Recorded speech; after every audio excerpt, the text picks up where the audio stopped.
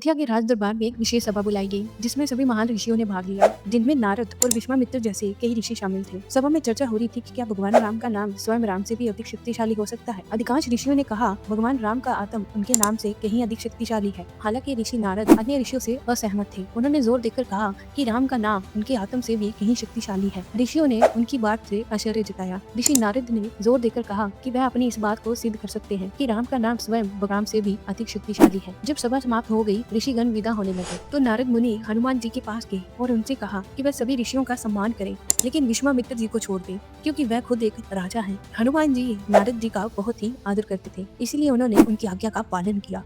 उन्होंने विश्वामित्र जी को छोड़कर सभी संतों का अभिवादन किया, जिससे विश्वामित्र जी क्रोधित हो गए। इसे अपना अपमान समझकर वह भगवान श्री राम जी के पास चले गए और उनसे कहा, प्रभु मुझे एक प्रतिज्ञा दे कि आप मेरे कहे अनुसार जो भी मैं आपको आदेश दूंगा उसका आप पालन करेंगे। भगवान राम जी ने मुस्कुराकर कहा, ऋषिवर, रघुकुल की रीत है, प्राण जाए पर वचन ना जाए, आप निसंकोच होकर कहिए। विश्वामित्र जी ने गहरी सांस ली और बोले, हे राम, आपको अपने सबसे प्रिय भक्त हनुमान जी का वध करना होगा। यह सुनते ही सभा में सन्नाटा छा गया। सभी कहने लगे, असंभव है, परंतु श्री राम जी ने ऋषि को वचन दे दिया था और वह अपने वचन से पीछे नहीं हट सकते थे। जब हनुमान जी को इस प्रतिज्ञा का समाचार मिला तो वह अचंभित रह गए। वो श्री राम जी के चरणों में जाकर गिर के बोले, प्रभु, यदि मेरे प्राण आपके हाथों से जाने का सौभाग्य मिला है तो ये मेरा परम धन्य भाग्य होगा। भगवान राम ने अपने गुरु के आदेश का पालन किया और हनुमान जी पर अपने दिव्य बाण चलाने शुरू कर दिए। हनुमान जी समाधि लगाकर बैठ गए और राम नाम का जाप करने लगे।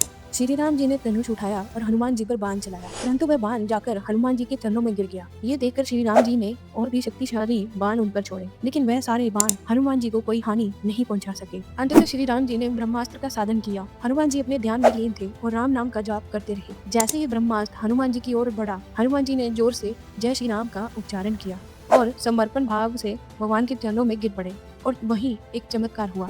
ब्रह्मास्त्र ने हनुमान जी को छुआ तक नहीं। यह देखकर स्वयं श्री राम भी अचंभित रह गए। यहाँ तक कि ब्रह्मास्त्र भी हनुमान जी को ही नुकसान नहीं पहुंचा पाया। तब नारद मुनि जी ने हंसते हुए अपनी सच्चाई उजागर की कि उन्होंने ये षड्यंत्र सिर्फ ये साबित करने के लिए किया था कि भगवान राम से भी अधिक शक्तिशाली है भगवान राम का नाम। इस कथा से हमें सीख मिलती है कि कलयुग में राम नाम ही सबसे बड़ा कवच है। कमेंट में जय सिया राम जरूर लिखिएगा और सब्सक्राइब जरूर कीजिएगा।